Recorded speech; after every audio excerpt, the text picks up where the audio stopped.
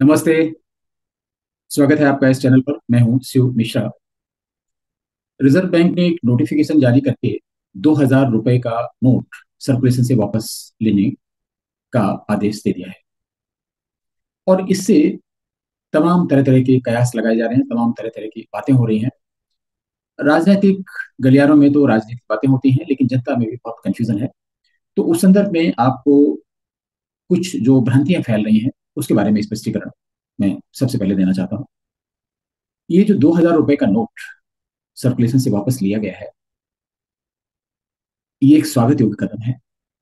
और इससे जनता पर, सामान्य जनता पर कोई भी प्रभाव नहीं पड़ेगा, क्योंकि आपने देखा होगा कि काफी दिनों से 2000 रुपए का नोट तो सर्कुलेशन में है ही नहीं। इवन आप एटीएम से जब पैसे निकालते हैं तो भी 2000 रुपए का नोट नहीं निकलता। तो आखिर 2000 रुपए के नोट कहाँ चले गए? और 2000 रुपए के नोट बहुत दिनों से बैंक भी पेमेंट में नहीं दे रहे। शायद ऐसा रिजर्व बैंक का संकेत था कि अगर किसी को 2000 रुपए के नोट बैंक पेमेंट करता है तो काफी पूछताछ के बाद किया जाना चाहिए कि उनका क्या उद्देश्य है, क्या करेंगे, वगैरह वगैरह। तो इसमें जब जनता के पास नोट है ही नहीं तो फिर परेशानी क्यों होगी? लेकिन जिनके पास है उनके लिए समस्या का समाधान भी बताया गया है। और समस्या का समाधान ये है कि ये 2000 रुपए के नोट 30 सितंबर तक, समय सीमा भी काफी लंबी है, 30 सितंबर तक जाकर किसी भी बैंक में आप या तो एक्सचेंज कर सकते हैं या अपने खाते में जमा कर सकते हैं। इसमें रिजर्व बैंक ने एक नियम ये बनाया है कि जब आप एक्सचेंज करने जाएंगे, मतलब 2000 रुपए के नोट के बदले दूसरे डिनोमिनेशन के नोट लेंगे, तो इसकी सीमा 20,000 रुपये निर्धारित की गई है। लेकिन अगर आप अपने खाते में जमा करेंगे तो कोई सीमा नहीं है, आप जमा कर सकते हैं एक बार। तो कितनी सुविधा है। आम आदमी के पास तो ब्लैक मनी है नहीं, नंबर दो का पैसा है नहीं, तो आप अपने खाते में जमा कर देंगे, बात खत्म हो। समस्या उनको आ सकती है जिनके पास बहुत ज्यादा पैसा है। तो अगर वो एक्सचेंज करेंगे तो उनके लिए सीमा 20,000 रुपए की है प्रतिदिन एक बार में। अन्यथा वह भी अपने खाते में जमा कर सकते हैं। लेकिन अगर नंबर दो का पैसा है, ब्लैक मनी का पैसा है, तो खाते में कैसे जमा करेंगे? तो उनको दो समस्या आ सकती है। और ये तो एक तरीके से ये हो गया कि नोट सर्कुलेशन से वापस मंगाए जा रहे हैं। रिजर्व बैंक ने तर्क दिया है कि इन नोटों की आयु जो है वो 4-5 साल हो गई है, यानी मार्च 2017 के पहले के प्रिंटेड है, उसके बाद से प्रिंटिंग नहीं। तो 5 साल हो गया है। और 5 साल में नोट सॉइल्ड हो जाते, खराब हो जाते हैं, तो उनको रिजर्व बैंक वापस भेजा जाता है। और बैंक की शाखाएं इनको गंदे नोट के रूप में रिजर्व बैंक वापस भेज देती है। रिजर्व बैंक स्टॉक करता है और उनकी जगह नए नोट छापता है। ये तो है प्रक्रिया सॉइल्ड नोट्स की। लेकिन यहाँ पे नोट प्रचलन में रहे नहीं, तो इसलिए सॉइल्ड भी नहीं हुए। सॉइल्ड बहुत कम हुए। ये बात सही है कि जो 2000 रुपए के नोट आए थे उनकी आयु बहुत ज्यादा होने की संभावना भी नहीं थी, क्योंकि कागज प्रिंटिंग देख के लोगों को तरह तरह की भ्रांतियां लगती। लेकिन जैसे ही आते गए, तो जो ब्लैक मनी में काम करने वाले हैं, जो बड़े डिनोमिनेशन में पैसा रखने वाले लोग हैं, उन्होंने एक तरीके से इसमें होर्डिंग कर। तो ये जितना भी 2000 रुपए का नोट है, इसमें अधिकांश हिस्सा तो इन्हीं लोगों के पास है। ना तो बैंकों के पास है और न ही प्रचलन में है, आम आदमी के पास है। तो इसलिए आम आदमी को तो कोई समस्या आएगी नहीं। अब पॉलिटिकल सर्किल में ये बात कही जा रही है कि जब इस नोट को वापस लेना था तो फिर लाए ही क्यों थे?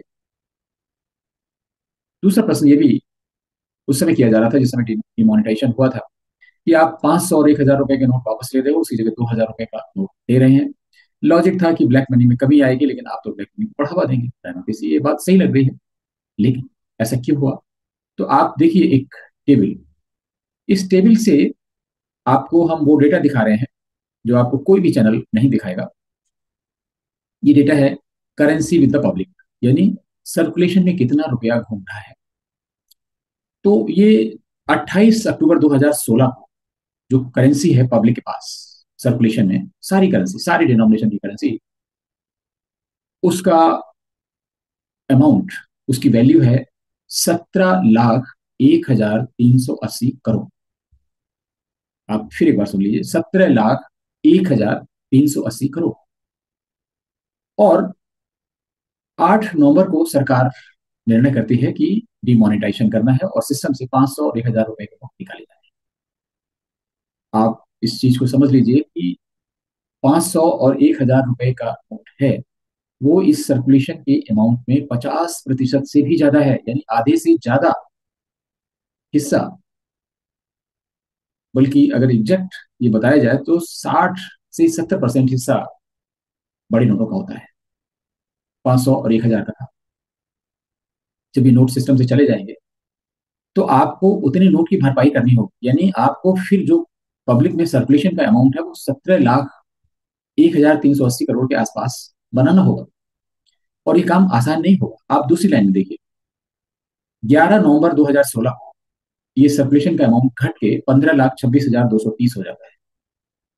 और ये reserve bank data fortnightly weekly basis पे प्रसारित करता है। और बहुत डेटा आप देखने में कंफ्यूजन होगा तो हम आपको सीधे 6 जनवरी 2017 का डेटा दिखाते हैं, जिसमें ये पब्लिक के पास जो सर्कुलेशन का अमाउंट है वो 8,11,130 रह गया, यानी आधे से भी कम रह गया। ये पोजीशन है 6 जनवरी 2017। तो आप समझ सकते हैं कि ये न्यूनतम स्कोर था।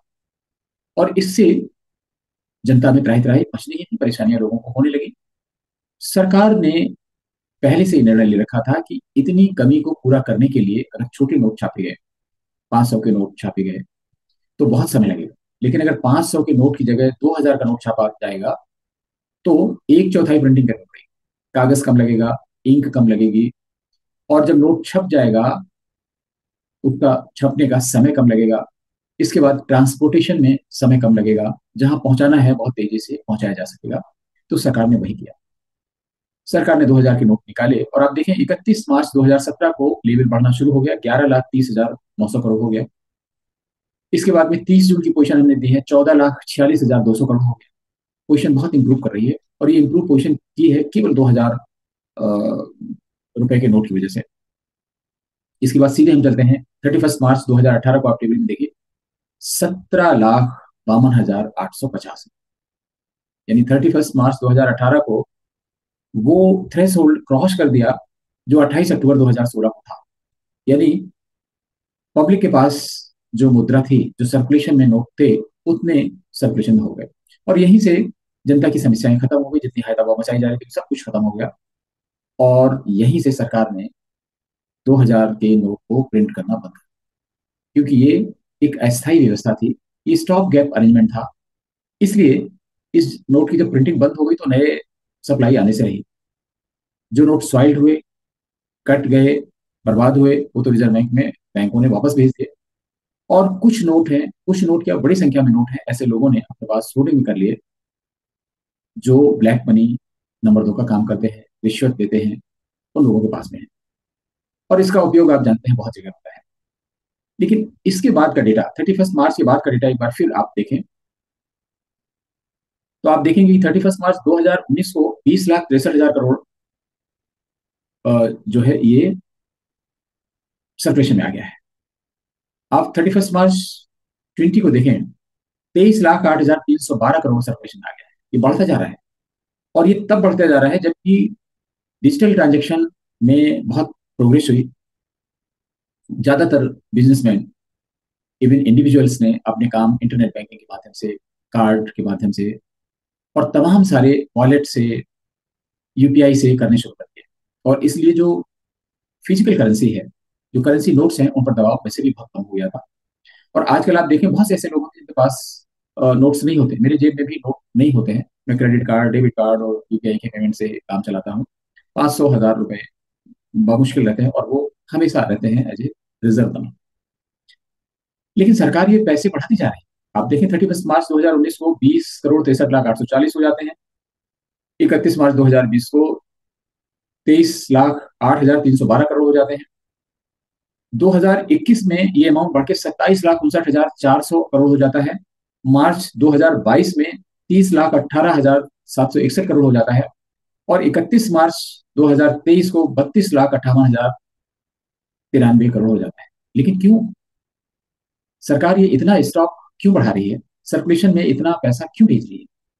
इसका सीधा सा संकेत ये था कि 2000 रुपए का नोट तो जाएगा ही जाएगा, कहीं ऐसा तो नहीं 500 का भी चला जाए। और मेरे हिसाब से 500 रहना चाहिए, क्योंकि ज्यादातर देशों में आप जो है बहुत बड़े करेंसी नोट नहीं है। अमेरिका में 100 US डॉलर से बड़ा कोई करेंसी नोट नहीं है।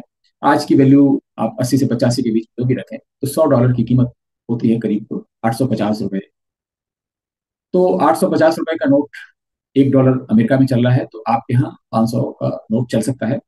लेकिन अगर 500 का नोट भी ग्रेजुअली फेज आउट कर दिया जाए, सिर्फ 200 का जो है चलता रहे, तो इससे बहुत सारी समस्याएं खत्म हो जाएंगी। तो ये एक संकेत था, मार्च में ही मिल गया था। सबसे बड़ी चीज है कि जो सबसे ज्यादा होता है उसका सबसे ज्यादा नुकसान, पिछली बार के दिन मोनेटाइजेशन में भी, और अब की बार भी जो भी इसका जमकर विरोध करेगा, आप समझिए उसका नुकसान होने वाला है।